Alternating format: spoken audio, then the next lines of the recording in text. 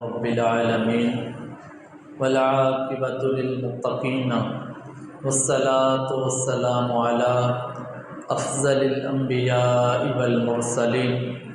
قال الله تبارك وتعالى يا أيها الذين آمنوا لا ترفعوا أصواتكم فوق صوت النبي ولا تجهروا له بالقول كجهر بعضكم لبعض أن تحبط أعمالكم وأنتم لا تشعرون إن الله وملائكته يصلون على النبي يا أيها الذين آمنوا صلوا عليه وسلموا تسليما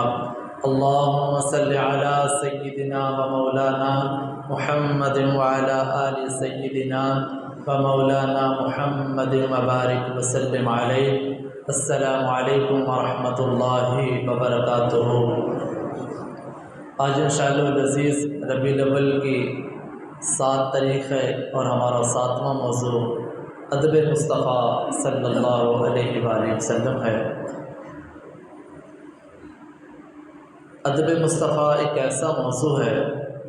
جو یوں سمجھیے کہ ایمان کا ایک اہم حصہ ہے۔ اگر آقا علیہ السلام کا ادب نہیں آپ کے دل کے اندر تو آپ کا ایمان ہی کامل نہیں ہے۔ کاملیت ایمان کے لیے ادب رسول کا ہونا بہت ضروری ہے۔ اگر آقا علیہ السلام کی محبت، اتباع، ادب سے آپ کی عبادت جو ہے یہ خالی ہے، آپ کا علم جو ہے یہ خالی ہے، تو آپ کی عبادت اور آپ کا علم رائے گاہ ہے، اس کی کوئی قدر اللہ کے ہاں نہیں ہے۔ آپ کی عبادات اور آپ کا علم جو ہے تب آپ کے لیے نافع ہے جب آپ جو ہیں آقا علیہ السلام کے معتب ہیں، اور آقا علیہ السلام کا ہر لحاظ کے ساتھ جو ہے یہ ادب کرنا یہ مسلمان کے اوپر، مومن کے اوپر فرض اور واجب کا درجہ رکھتا ہے۔ جو آیہ کریمہ میں نے تلاوت کی ہے، اللہ تعالیٰ نے مومنوں کو ارشاد فرمایا ہے، اور یہ تنبیہ بندہ مومن کے لیے ہے۔ یا ایھا الذین آمنوا، اے ایمان والو، لا ترفعوا اصواتکم، اونچی نہ کرنا اپنی آوازوں کو، فوق صوت النبی، میرے نبی کی آواز سے اپنی آواز کو اونچا نہ کرنا۔ اللہ تعالیٰ نے مومنوں کو ادب سکھایا ہے مصطفیٰ کی آواز کا، کہ حضور کی آواز سے اگر تمہاری آواز بھی اونچی ہو گئی تو یہ بے ادبی ہے۔ دیکھیں، چھوٹا بھائی جو ہے یہ بڑے بھائی کا ادب سکھاتا ہے، ماں جو ہے یہ باپ کا ادب سکھاتی ہے، شاگرد جو ہے یہ استاد کا ادب سکھاتے ہیں، اور معاشرے کی یہ عادت ہے کہ ہر چھوٹا جو ہے یہ بڑے کو بڑے کا ادب سکھاتا ہے، لیکن ذات باری تعالیٰ نے مومنین کو ادب سکھایا ہے تو مصطفیٰ کی ذات کا ادب سکھایا۔ اللہ رب العالمین نے نص قرآن کو ثابت کر دیا، نازل فرما دیا، اور اس کے اندر نصوص موجود ہیں، آیات قرآنی موجود ہیں، اللہ تعالیٰ کا فرمان موجود ہے کہ دیکھیں میرے نبی کی آواز سے اگر اونچی تمہاری آواز ہو گئی تو پھر کیا ارشاد فرمایا، ان تحبط اعمالکم، پھر تمہارے سارے اعمال ضائع ہو جائیں گے، وانتم لا تشعرون، اور تمہیں اس بات کی خبر بھی نہ ہوگی۔ ایک لفظ ہے ضبط اور ایک ہے حبط۔ ضبط کا معنی ہے کسی چیز کو قبضے میں لے لینا، پکڑ لینا۔ جب مطالبہ پورا ہو جائے تو ضبط کی ہوئی چیز کو واپس کر دینا، اور حبط کا معنی ہے کہ بالکل ختم کر دینا۔ اللہ تعالیٰ نے کتنا سخت جملہ ارشاد فرمایا ہے، تمہاری جتنی عبادات ہیں، جتنی ریاضتیں ہیں، تمہارا علم ہے، تمہارا جہاد ہے، تمہاری سخاوت ہے، حج اور عمرے کی کثیر تعداد ہے، اگر تم آقا علیہ السلام کے بے ادب ہو، ان تحبط اعمالکم وانتم لا تشعرون، تمہارے یہ سارے عمل ضائع کر دیے جائیں گے، وانتم لا تشعرون، تمہیں اس کی خبر بھی نہ ہوگی، تم شعور بھی نہیں رکھتے کہ یہ سارے اعمال تمہارے ضائع ہو جائیں گے۔ مجلس مصطفیٰ ہے، سیدنا ابوبکر صدیق، آقا علیہ السلام، عمر بن خطاب، کثیر صحابہ کی تعداد ہے۔ مفسرین کرام نے لکھا ہے آقا علیہ الصلوۃ والسلام نے کسی قبیلے کے اندر ایک آدمی کو بھیجنا سربراہ بنا کے، سیدنا ابوبکر صدیق رضی اللہ تعالیٰ عنہ نے مشورہ دیا کہ یا رسول اللہ صلی اللہ علیہ وسلم حضرت اقرع بن حابس رضی اللہ تعالیٰ عنہ کو آپ سربراہ بنا کے بھیج دیں۔ سیدنا عمر بن خطاب کھڑے ہوئے، عرض کہ میرے آقا دوسرے کسی صحابی کو بھیجے، کسی اور کا نام لے لیا۔ تو سیدنا ابوبکر صدیق نے تھوڑی سی آواز اونچی کر کے فرمایا کہ تم نے یہ بات جو ہے میری مخالفت کے اندر کی ہے۔ جب دونوں کے اندر تھوڑی بحث ہوئی، آواز مصطفیٰ کی آواز سے اونچی ہو گئی، فوراً جبریل امین آ گئے۔ اس آیت کا نزول ہوا، یا ایھا الذین آمنوا لا ترفعوا اصواتکم فوق صوت النبی ولا تجہروا لہ بالقول کجہر بعضکم لبعض ان تحبط اعمالکم وانتم لا تشعرون۔ حضور کی آواز سے اونچی اگر آواز ہو گئی تمہارے سارے اعمال ضائع ہو جائیں گے، تمہیں خبر بھی نہ ہوگی۔ مجلس مصطفیٰ کے اندر ایک صحابی تھے، حضرت ثابت بن قیس رضی اللہ تعالیٰ عنہ، یہ انصاری صحابی تھے۔ قدرتی طور پہ ان کی آواز ذرا اونچی تھی، یہ اونچا بولتے بھی تھے اور اونچا سنتے بھی تھے، اور یہ ویسے بھی ایک کامن بات ہے کہ جو بندہ اونچا بولتا ہے وہ اونچا سنتا ہے، وہ اونچا بولتا بھی ہے۔ وہ بے ادبی نہیں کرتے تھے آقا علیہ السلام کی۔ جب اس آیت کا نزول ہوا تو فوراً گھر چلے گئے، یہ بخاری کی روایت ہے۔ گھر جا کے کمرے کے اندر اپنے آپ کو مقید کر لیا اور رات اور دن رونا شروع کر دیا۔ جب 3 دن حضور کی بارگاہ میں نہ پہنچے تو آقا علیہ السلام نے صحابی رسول جن کے ہمسائے تھے ان سے پوچھا، حضرت سعد سے، فرمایا ثابت بن قیس نظر نہیں آ رہے، کہیں وہ بیمار تو نہیں؟ عرض کی میرے آقا جہاں تک مجھے علم ہے وہ بیمار نہیں، لیکن میں پھر بھی پتہ کر کے آتا ہوں، خبر لے کے آتا ہوں کہ آپ کے مجلس کے اندر وہ کیوں تشریف نہیں لا رہے۔ حضور کے صحابی رسول پتہ کرنے کے لیے گئے، کہتے جو ہی ثابت بن قیس کے پاس پہنچے تو رو رو کے برا حال کر لیا۔ صحابی رسول نے پوچھا رونے کی وجہ کیا ہے؟ کہا مصطفیٰ کی مجلس کے اندر میری آواز ذرا اونچی تھی، میرا لہجہ ذرا تیکھا تھا اور بے ادبی کا لہجہ نہیں تھا، قدرتی طور پہ میرا انداز ہی ایسا ہے، لگتا ہے وہ آیت کریمہ میرے لیے نازل ہو چکی ہے، اس وجہ سے میں نے مصطفیٰ کی بارگاہ کو چھوڑ دیا ہے، میں تو اپنے کمرے کے اندر رہتا ہوں اور یہی رو رہا ہوں کہ میرا نام جو ہے اہل نار میں آ گیا ہے، کہیں جہنم کا پروانہ میرے لیے نہ ہو، یہ آیت کریمہ جو ہے یہ میرے لیے نازل ہوئی ہے۔ آقا علیہ السلام کو جو یہ خبر دی تو حضور نے فرمایا جلدی سے بلا کے لاؤ۔ جب ثابت بن قیس انصاری صحابی کو بلایا گیا، آقا علیہ السلام نے سامنے بٹھایا، فرمایا کیا وجہ ہے؟ عرض کہ میرے آقا میری آواز ذرا اونچی ہے،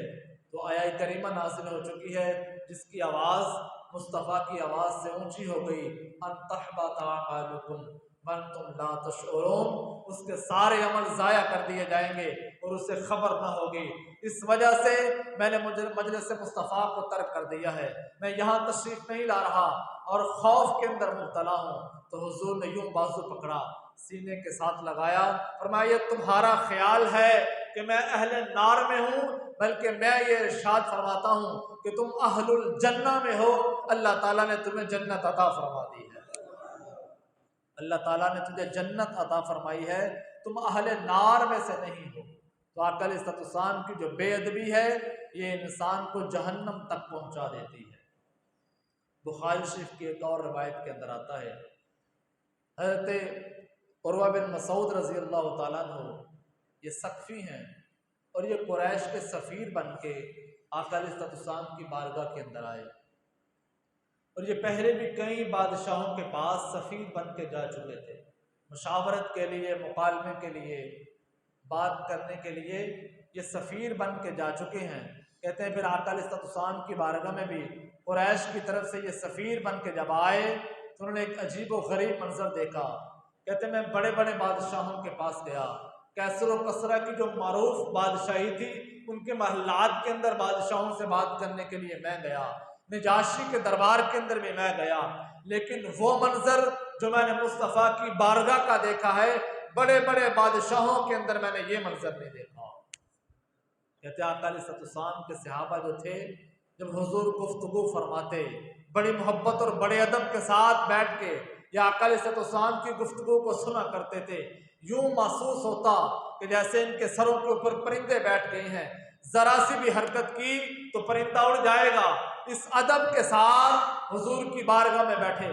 اور یہ صحابہ بیٹھنے والے تھے، اور کہتے ہیں یہ بھی نہیں دیکھا، اس سے آگے کی باتیں ہیں کہ آقا علیہ السلام جو ہی اپنا لعاب دہن پھینکتے، تھوک مبارک پھینکتے، یہ بخاری کی حدیث ہے، یہ صحابہ حضور کے تھوک کا ادب کر رہے ہیں، میرے مصطفیٰ سے محبت کر رہے ہیں، کہتے جو ہی تھوک پھینکتے صحابہ یوں آگے ہاتھ بڑھا دیتے، مصطفیٰ کے لعاب دہن کو اپنے ہاتھ کے اندر لیتے اور کیا کرتے، مل لیتے اور مل کے اپنے چہرے پر لگاتے، اپنے جسموں پہ لگایا کرتے تھے۔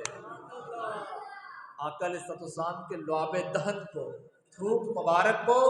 صحابہ محبت کے ساتھ، ادب کے ساتھ زمین پہ گرنے نہیں دیتے، بلکہ اپنے جسموں پہ مل کے، چہرے پہ مل کے فخر محسوس کرتے تھے۔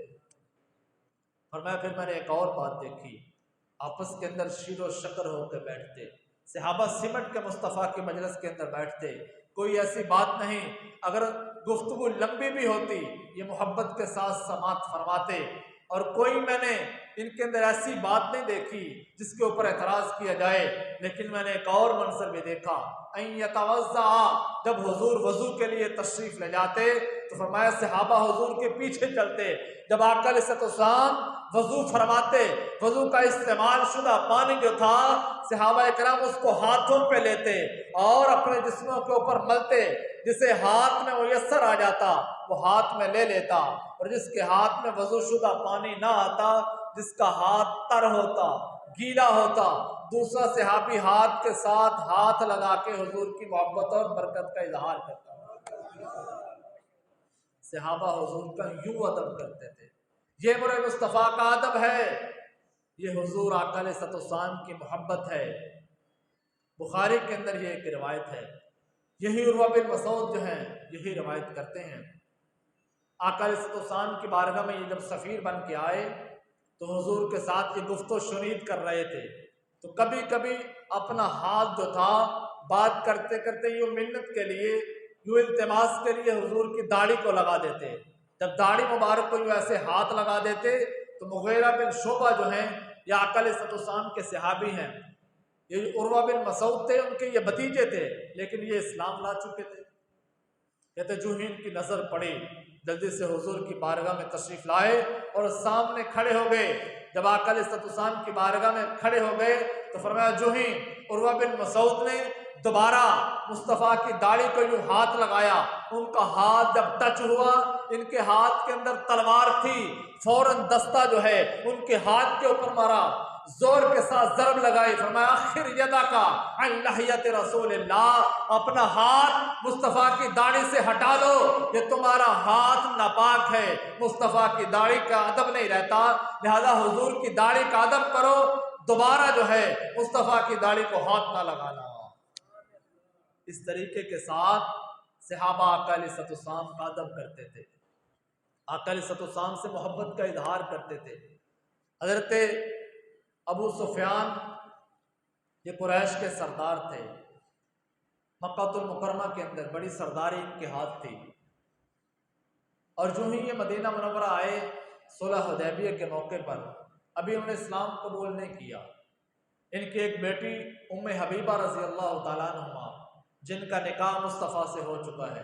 وہ حضور کی زوجہ ہیں، اور ابو سفیان نے اسلام قبول نہیں کیا۔ جب یہ مدینہ المنورہ آئے تو دل میں خیال آیا کہ آقا علیہ السلام کے گھر بھی جانا چاہیے، میری بیٹی وہاں ہے، ان سے ملاقات کروں۔ جب یہ دل کا ارادہ بنا تو کاشانہ نبوت کے اندر تشریف لے گئے۔ کہتے ہیں جو ہی ام حبیبہ کے کمرے کے اندر گئے، حجرے کے اندر تشریف فرما ہوئے تو یہاں آقا علیہ السلام کا بستر بچھا ہوا تھا، جب یہ بیٹھنے لگے تو ان کی بیٹی نے ام حبیبہ نے روک دیا، کہا رک جاؤ۔ جب وہ رک گئے تو آقا علیہ السلام کی زوجہ محترمہ حضرت ام حبیبہ نے حضور کا سارا بستر لپیٹ کے سائڈ پہ رکھ دیا۔ جب مصطفیٰ کا بستر لپیٹا تو یہ قریش کا سردار تھا، دل میں پھر ایک خیال آیا، کہا بیٹی ایک بات بتاؤ کہ جو بستر ہے یہ میرے قابل نہیں یا میں بستر کے قابل نہیں؟ باپ نے بیٹی سے یہ سوال کیا کہ بیٹیاں جب باپ گھر آئے تو بستر بچھاتی ہیں، میں تمہارے گھر آیا، تم نے بستر کو لپیٹ دیا، چادر کو لپیٹ کے رکھ دیا، تو یہ بتاؤ کہ یہ بستر میرے قابل نہیں یا میں اس بستر کے قابل نہیں؟ فقالت ہوا فراش رسول اللہ صلی اللہ علیہ وسلم، فرمایا تم نہیں جانتے یہ آقا علیہ السلام کا بستر ہے۔ انت مشرک ناجس فلم احب ان تجلس علی فراشہ، تم مشرک ہے، ناپاک ہے، یہ مصطفیٰ کا بستر ہے، میرے دل کی یہ محبت ہے کہ تو اس پر قدم نہیں رکھ سکتا، یہاں بیٹھ نہیں سکتا، تمہارا بیٹھنا مصطفیٰ کے بستر کے اوپر یہ بستر کی بے ادبی ہے۔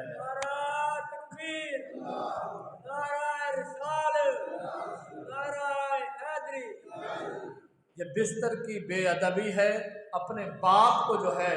بستر مصطفیٰ پہ بیٹھنے نہیں دیا۔ یہ ایمان کی حلاوت ہے، یہ ایمان کا اعلیٰ درجہ ہے۔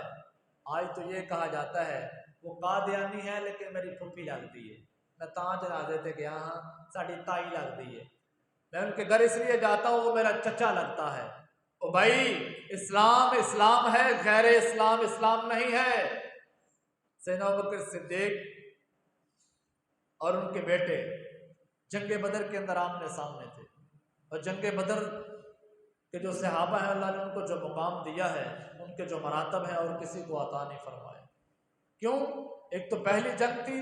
دوسرے یہ بے سر و سامان تھے، اور تیسری بڑی وجہ شاید آپ سمجھ جائیں اس جملے کو، تیسری بڑی وجہ یہ تھی کہ آمنے سامنے سارے رشتہ دار تھے، ادھر ماموں ہے، ادھر بانجا ہے، ادھر چچا ہے، ادھر بھتیجا ہے، یہاں تک کہ ادھر والد ہے اور ادھر بیٹا ہے، ادھر بھائی ہے اور ادھر بھی بھائی ہے۔ اب اسلام کی خاطر جو ہے بھائی کو کاٹ رہا ہے، ماموں جو ہے یہ بانجے کو کاٹ رہا ہے، چچا اپنے بھتیجے کو کاٹ رہا ہے، کس لیے؟ بس محبت دین کے لیے۔ کہتے ہیں وہ جنگ کے اندر ایسا ہی تھا، اس طرف سیدنا ابوبکر صدیق تھے اور دوسری طرف ان کا بیٹا تھا، بعد میں مشرف با اسلام ہوا۔ ایک دن سیدنا ابوبکر صدیق نے پوچھا بتاؤ تو پرانی بات بتاؤ، کہا بجان جنگ بدر کے اندر اسلام کی جو پہلی جنگ تھی، اب ایک دو بار میری تلوار کے نیچے آئے، میں یوں تلوار چلانا ہی چاہ رہا تھا، میں نے جو ہی آپ کو پہچانا، میں نے دیکھ لیا تو میں نے اپنا والد سمجھ کے باپ سمجھ کے یوں تلوار کو ہٹا لیا، میں نے تلوار اٹھائی، میں نے تلوار چلائی نہیں۔ سیدنا ابوبکر صدیق کی آنکھوں میں آنسو آ گئے، کہا تو کہہ رہا ہے ایک دو بار تین بار آپ جنگ بدر کے اندر میری تلوار کے نیچے آئے، میں نے باپ سمجھ کے تلوار اٹھا لی، رب کعبہ کی قسم اس وقت اس جنگ کے اندر اگر تو ایک مرتبہ بھی میری تلوار کے نیچے آتا، میں بیٹا نہیں بلکہ گستاخ رسول سمجھ کے تیرے ٹکڑے کر دیتا ہوں۔ یہ محبت ہے، یہ مصطفیٰ کا ادب ہے، یہ دین کا لگاؤ ہے، یہ دین کی چاہت ہے۔ آج ہمارے اندر ایمان کے پتہ نہیں کون سے کمزور درجے کے اندر ہم زندگی گزار رہے ہیں، پتہ نہیں کتنے کمزور درجے کے اندر ہماری زندگی بسر ہو رہی ہے۔ ہماری حلاوت، ہماری محبت کا یہ عالم ہے۔ صحیح مسلم کی روایت ہے، حضرت ابو قتادہ آقا علیہ السلام کے ساتھ جنگ کے اندر جا رہے تھے اور یہ رات کا وقت تھا۔ رات کے وقت کو آقا علیہ السلام نے سفر کرنے کو پسند فرمایا ہے۔ حضور نے فرمایا رات کو راستے سمٹ جاتے ہیں، رات کو سفر کیا کرو۔ جب آقا علیہ السلام سفر فرما رہے تھے اور رات کا کچھ پہر گزرا تو تھکان بہت زیادہ تھی، آقا علیہ السلام اونٹنی کے اوپر سوار تھے، یہ صحیح مسلم کی روایت ہے۔ حضرت ابو قتادہ یہ منظر دیکھ رہے ہیں کہ صحابہ بھی اونٹنی کے اوپر سوار تھے، سفر جاری تھا، آقا علیہ السلام کی آنکھ لگ گئی اونٹنی کے اوپر، اور جو ہی حضور کی آنکھ لگی آقا علیہ السلام نے یوں ایک چھوٹا سا جو ہے یہ رفق لیا، ایک طرف لپ کے تھوڑا سا نیچے کی طرف ہوئے تو میں نے دیکھا، میں جلدی سے اپنی سواری کو چھوڑا، حضور کے ساتھ آ گیا اور میں حضور کی سواری کے ساتھ پیدل چلنے لگا۔ کہتے ہیں جو تھوڑا سا آگے گئے آقا علیہ السلام کی نیند کے اوپر تھوڑا سا اور غلبہ ہوا، حضور زیادہ جھکے، میں نے مصطفیٰ کے بازو کو تھام لیا، کہتے ہیں حضور کے اوپر نیند طاری ہو گئی۔ صحیح مسلم کی روایت ہے، ادب مصطفیٰ کے اندر میں نے کوئی بات نہیں کی، کوئی جملہ نہیں کہا، مصطفیٰ کو جگایا نہیں، حضور کو تھام کے سفر جاری رہا۔ کہتے ہیں کہیں جو غز ہے کئی میٹر جو ہے سفر جب طے ہوا تو آقا علیہ السلام نے جو مڑ کے دیکھا تو حضور نے فرمایا کون ہے؟ میں نے عرض کی یا رسول اللہ ابو قتادہ ہوں۔ تو حضور نے اونٹنی کے اوپر بیٹھ کے ہی مجھے دعا عطا فرمائی کہ یا اللہ اس نے تیرے نبی کی حفاظت فرمائی ہے، اب تو ابو قتادہ کی حفاظت فرمانا۔ لیکن صحابہ حضور کا کس طریقے کے ساتھ ادب کرتے تھے؟ آقا علیہ السلام کا ادب جو ہے اس طریقے کے ساتھ کرتے تھے کہ آقا علیہ السلام نیند کے اندر ہے، کہیں آقا علیہ السلام اونٹنی سے گر نہ جائیں۔ صحابہ آقا علیہ السلام کا اس طریقے کے ساتھ ادب کیا کرتے تھے۔